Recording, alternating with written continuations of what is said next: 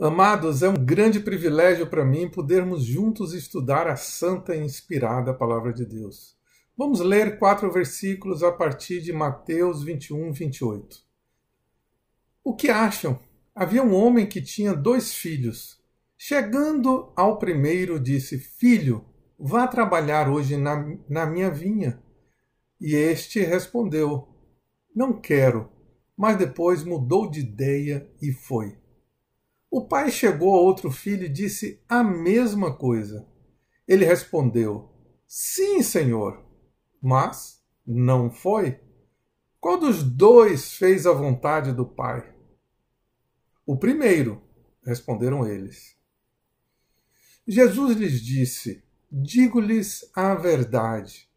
Os publicanos e as prostitutas estão entrando antes de vocês no reino de Deus. Porque João veio para lhes mostrar o caminho da justiça e vocês não creram nele.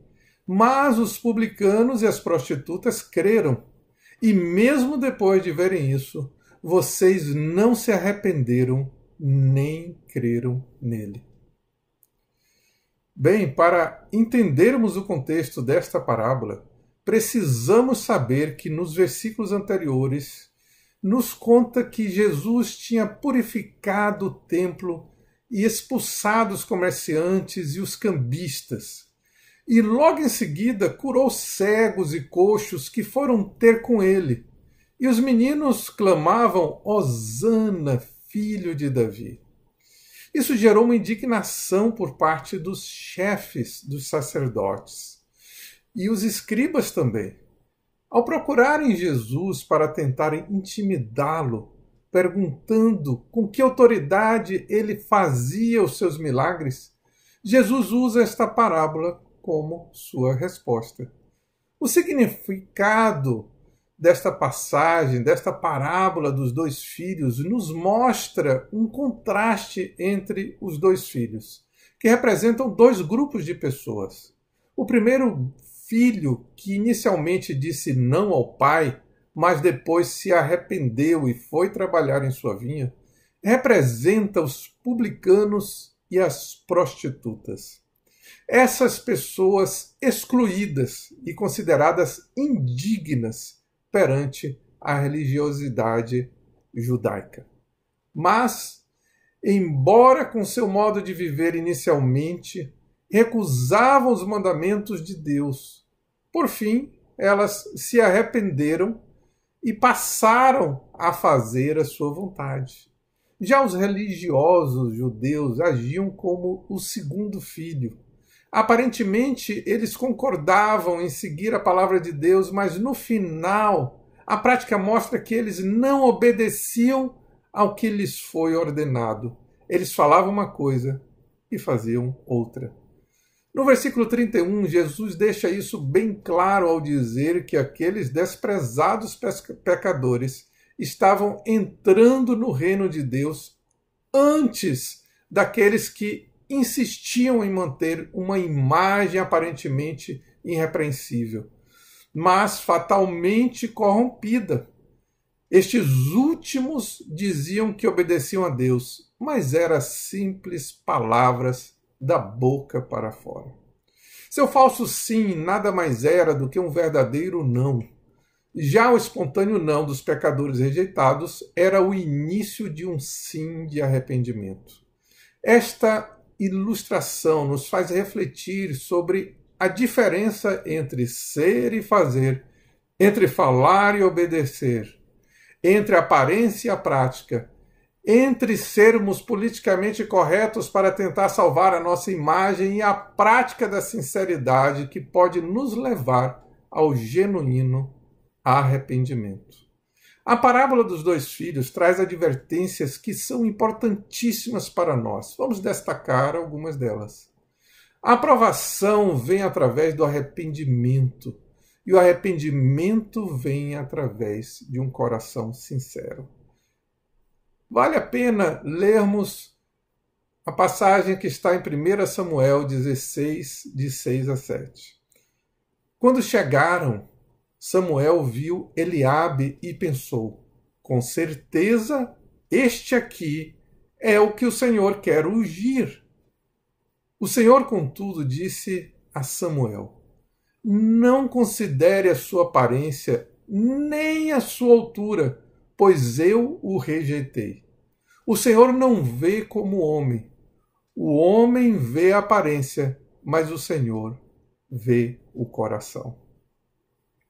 Vocês vejam que Samuel se impressionou, o profeta Samuel, pelo porte, pela estatura, pela altura de Eliabe, talvez aquele porte de guerreiro, né? Mas Deus viu o coração do pequeno Davi. E Deus viu espaço no coração de Davi para ser obediente e vir a ser o rei escolhido, o rei de Israel, e receber da mão de Samuel a unção para isso. A aparência exterior, palavras ou até boas atitudes do tipo fazer boas obras em nome de Jesus, não convence a Deus, mas o que vai no coração. Podemos até ser redundantes. É preciso verdade verdadeira. Aquela que diz que o que nós somos no íntimo. Todos nós somos pecadores, como está escrito em Romanos 3:23. Porque todos pecaram e destituídos estão da glória de Deus. O que nos livra de sermos reprovados por Deus não é o tanto de coisas boas que fazemos com interesse de comprarmos o direito à vida eterna ou de escaparmos das chamas do inferno, ainda que isso esteja somente no nosso subconsciente. Mas só e somente só a graça salvadora que nos foi providenciada através do sacrifício remidor na cruz do Calvário, pela morte de Cristo Jesus. Ele sim pagou o preço pelos nossos pecados e comprou com seu sangue o direito de nos dar um lugar no céu e a vida eterna. Somente podemos alcançar esta graça através da atitude chave, que nada mais é do que arrependimento. Fazer a vontade de Deus é resultado de uma vida regenerada. O arrependimento verdadeiro é o reflexo do Espírito Santo em nossas vidas. Por isso precisamos tanto do Espírito Santo, porque ele é o único que pode nos convencer dos nossos erros, do nosso não. Esta parábola nos ensina que o arrependimento é mais importante do que qualquer aparência. Ele é mais importante do que qualquer intelectualidade, do que qualquer religiosidade, do que qualquer intenção. O arrependimento é o ponto principal do fazer a vontade de Deus. O arrependimento verdadeiro é o reflexo do Espírito Santo em nossas vidas. O único que pode convencer dos erros do nosso não inicial. A boa notícia é que o sangue de Jesus é poderoso para resgatar o pior dentre os homens.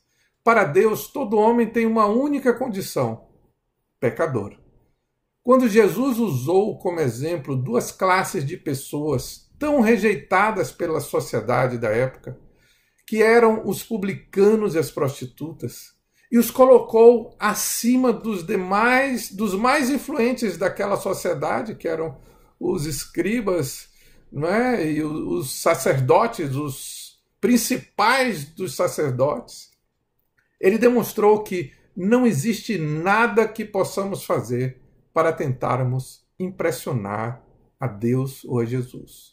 Todos são pecadores, desde os mais importantes até os mais rejeitados da sociedade, pois a condição do homem é uma só. Não há melhores nem piores. A boa notícia é que o sangue de Jesus é poderoso para resgatar o pior dentre os homens. Esta parábola nos alerta de que, perante Deus, todas as máscaras caem. Ele sabe como é nosso rosto por detrás da maquiagem. Ele conhece o nosso coração e julga as nossas intenções. Podemos enganar as pessoas com palavras bonitas, com louvores incríveis ou com orações eloquentes muito bonitas. Mas Deus conhece se esse comportamento é sincero ou não. Precisamos examinar se nossas atitudes refletem o que pregamos. Uma vez que nos arrependemos, devemos tomar cuidado com possíveis distrações, porque às vezes nos comprometemos com algo, mas alguma coisa pode nos distrair e acabamos nos esquecendo do nosso compromisso com o nosso Salvador, Jesus Cristo. Neste estudo, podemos notar que só existe 2 filhos. Não há um terceiro filho. Ou somos como o primeiro, ou inevitavelmente seremos como o segundo filho. Sejamos como o primeiro filho. Uma vez arrependidos, devemos ser como Jesus e fazer as suas obras. Gostaria de terminar com a passagem de Efésios 2:10, que reflete o plano de Deus para todo aquele que se arrependeu e está agarradinho em Jesus. Porque somos criação de Deus realizada em Cristo Jesus para fazermos boas obras, as quais Deus preparou antes para nós a praticarmos. Ser e fazer. Que grande privilégio sermos de Cristo e fazermos a sua obra. Que Deus possa usar esta palavra para abençoar a sua vida em nome de Jesus.